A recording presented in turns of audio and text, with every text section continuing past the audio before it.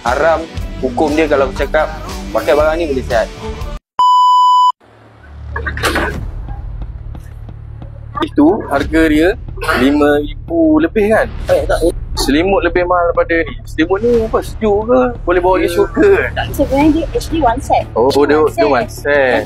Senang kata kalau orang bawa balik kepunan ni, mereka dapat ini percuma. Mesti ada harga. Kalau saya tanya pihak penamat, kalau katakan harga masing-masing berapa kan. So kita nak bagi tahu dekat customer lah. Kita tak payah nak tunjuk dia punya isin tu. Setiap kali masuk tu adalah percuma sajalah. Tak ada kena bayar RM1 ke RM2 ke. Ada tak? Ada, tapi untuk produk tempatan yang kita syarikat ni tak tahu kita promo.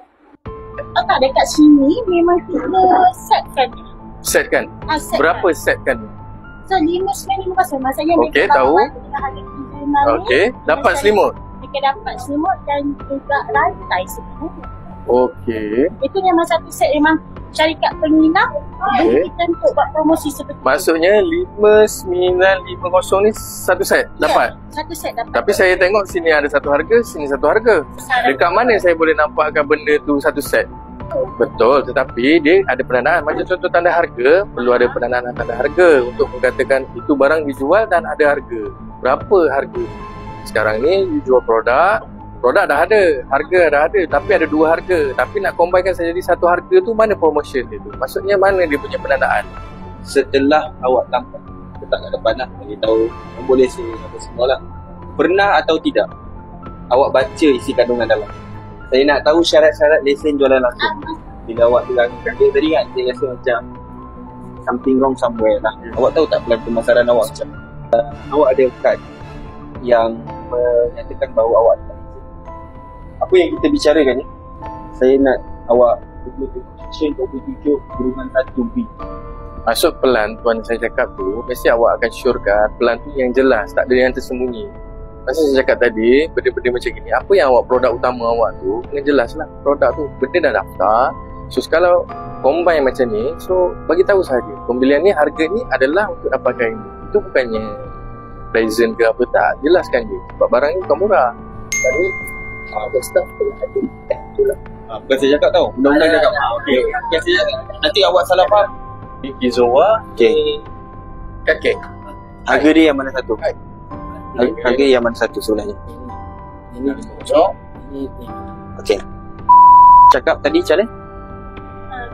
Beli ni, dapat rantai. Cakap lagi. Okey. Yang benda ni dia tak beritahu pun akan dapat jual yang ini. Betul.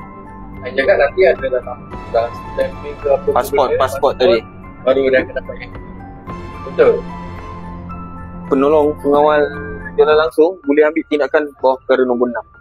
Kita buat untuk kemaslahatan semua orang. Bukannya kita buat untuk sedaplah awak menguasa, awak boleh lah cakap macam tu, kita niaga orang macam ni. No such thing. Sebab kadang-kadang awak kena ingat, awak punya target market orang-orang yang dah berusia. Correct me if I'm wrong. Okay, bila awak target market dekat orang-orang lama apa semua, orang-orang muda macam kita ni, memang kita ada knowledge ke apa semua. Knowledge kita banyak, source kita boleh dapat source.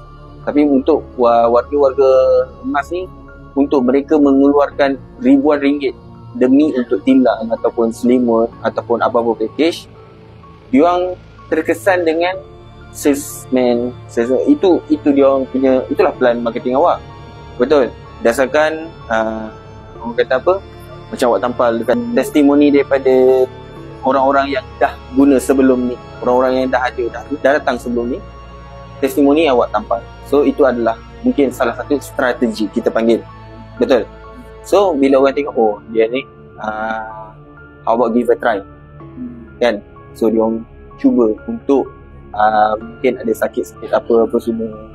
Concern kita, selagi mana jualan langsung ni punya lesen yang kita keluarkan berserta dengan undang-undang tu awak patuh, should be no problem. Sebab barang awak bukan kecil anak punya harga.